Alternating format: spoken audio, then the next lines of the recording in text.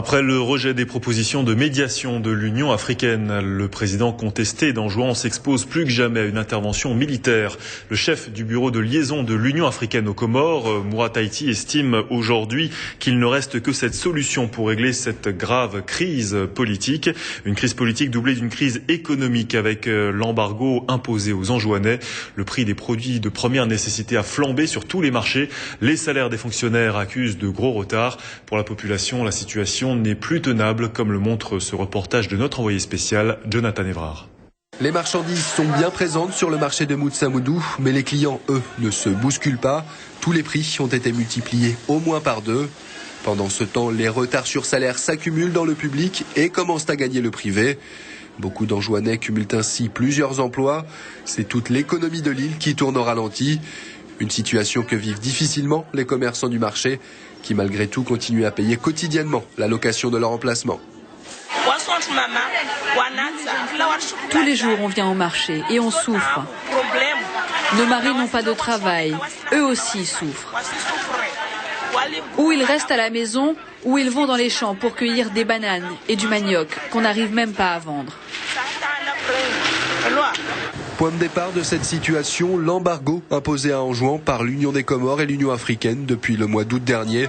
Un embargo qui intervient dans un contexte économique déjà très difficile pour l'ensemble des îles de l'archipel. Les Comores traversent une crise. Et comme Anjouan est sous embargo, effectivement, on ne peut pas être épargné. Sans oublier qu'effectivement, nous sommes des îles. Donc, quand on a fermé tous les comptes de nos opérateurs économiques, quand on a fermé les comptes du gouvernement de l'île autonome d'Anjouan, c'est pas si facile que ça. Tous les secteurs d'activité sont affectés par cet embargo. Les transports, la santé, l'éducation, plus récemment les communications.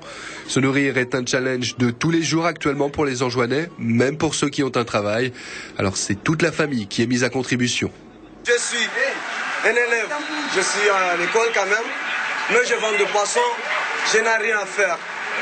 Chaque jour, je vends seulement 1 kilo de poisson, 2 kilos, je ne gagne rien. Il n'y a pas de paiement, pas d'activité, il n'y a rien.